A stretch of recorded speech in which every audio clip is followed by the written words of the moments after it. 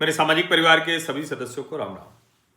प्रधानमंत्री नरेंद्र मोदी कह रहे हैं कि वन नेशन वन इलेक्शन करा देंगे, लेकिन भारत की व्यवस्था ऐसी है ना कि कोई न कोई चुनाव कभी न कभी चलते ही रहते हैं। अब ठीक है, देखते हैं कब तक वन नेशन वन इलेक्शन आता है। सैद्धांतिक तौर पर देखें तो बिल्कुल ठीक दिखता है। व्यवहारिक तौर पर क्या ये हो पाएगा, ये देखने वाली बात होगी। कई लोग ये भी कहते हैं कि भारत में चुनाव होते रहते हैं तो थोड़ा वाइब्रेंसी बनी रहती है। कई लोग ये भी कहते हैं, मानते हैं कि भाई इससे नेताओं की थोड़ी जवाबदेही बनी रहती है, इससे थोड़ा जनता का प्रेशर बना रहता है। अब कई लोग ये भी कहते हैं कि भाई लगातार चुनाव होते रहने से विकास का काम प्रभावित होता है, बहुत कुछ होता है। लेकिन एक चुनाव ऐसा होता है जिससे न तो जनता पर सीधे प्रभाव पड़ता है, न विकास पर सीधे प्रभाव पड़ता है। अब आप कहेंगे ये कौन सा चुनाव है भाई? लोकसभा, विधानसभा, ग्राम पंचायत, स्थानीय निकाय, कोई भी चुनाव होगा उस पर जनता पे भी फर्क पड़ता है और विकास भी पड़ता है। एक चुनाव है जिस पर कोई फर्क नहीं पड़ता और वो बड़ा महत्वपूर्ण चुनाव है, होना भी चाहिए। और वो चुनाव है जिसे हम लोग कहते हैं उच्च सदन, जिसको जो राज्यसभा यानी राज्यों की जो सभा है देश में, वो अब उन 37 राज्यसभा सीटों के लिए चुनाव होने वाले हैं। 37 राज्यसभा सीटों पर चुनाव होंगे। मतदान होगा 16 मार्च 2026 को। और जाहिर है इसलिए 16 मार्च 2026 को होगा क्योंकि इन सभी का कार्यकाल अप्रैल में खत्म हो रहा है। 26 फरवरी को अधिसूचना जारी होगी। 5 मार्च को नामांकन की अंतिम तिथि है। 6 मार्च को नामांकन पत्रों की जांच होगी। 9 मार्च को नाम वापसी किया जा सकता है। 16 मार्च को मतदान होगा सुबह 9 बजे से शाम 4 बजे तक और 16 मार्च को ही शाम 5 बजे मतगणना होगी। 20 मार्च को पूरी चुनाव प्रक्रिया समाप्त हो जाएगी।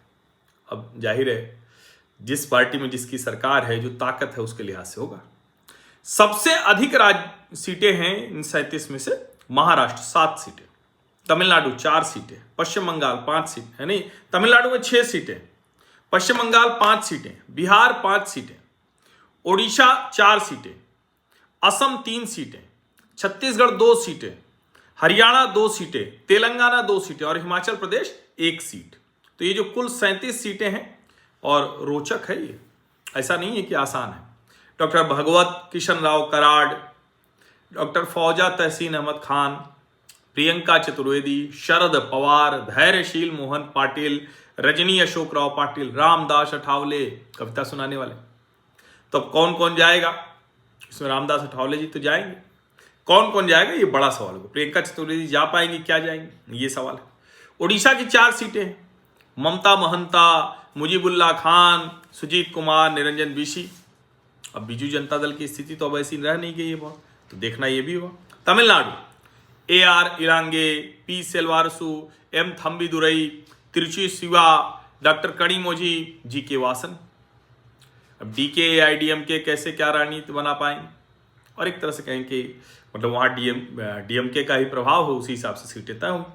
पश्चिम बंगाल वो साकेत गोखले, जिसे तृणमूल कांग्रेस ने सिर्फ इसलिए कर दिया कि वो मोदी से लड़ता रहता था तो उसको बना दिया राज्यसभा सदस्य। रीता व्रत बनर्जी, विकास रंजन भट्टाचार्य, मौसम नूर, इनकी पहले ही खाली चुकी, सुब्रत बख्शी। अब जाहिर है TMC अभी भी पावरफुल है।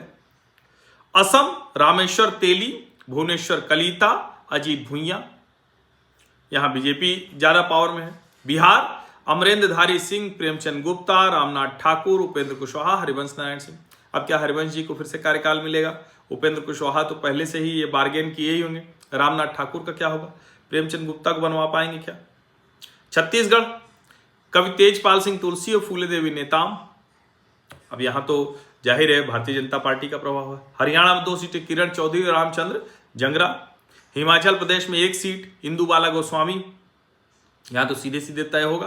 तेलंगाना में 2 सीटें, अभिषेक मनु सिंघवी और KR सुरेश रेड्डी। अब देखिए ये सब कार्यकाल खत्म हो रहा है, क्या बड़ा कहें कि एक तरह से रोचक होगा।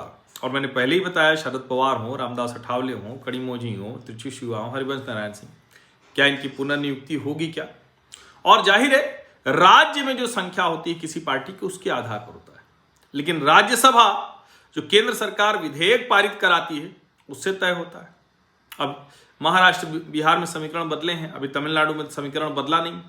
और क्या जो वरिष्ठ नेता हैं उनको पार्टियां बनाए रखेंगी या उनकी जगह नए लोगों को ले आएंगे?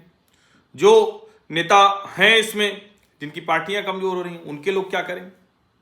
तो ऐसे बहुत से प्रश्न हैं जिनका उत्तर मिलना बाकी है। 37 राज्यसभा सांसद, उनके लिए तो धड़कन तो बढ़ी ही होगी, कोई कहे या ना कहे। आप सभी का बहुत बहुत धन्यवाद।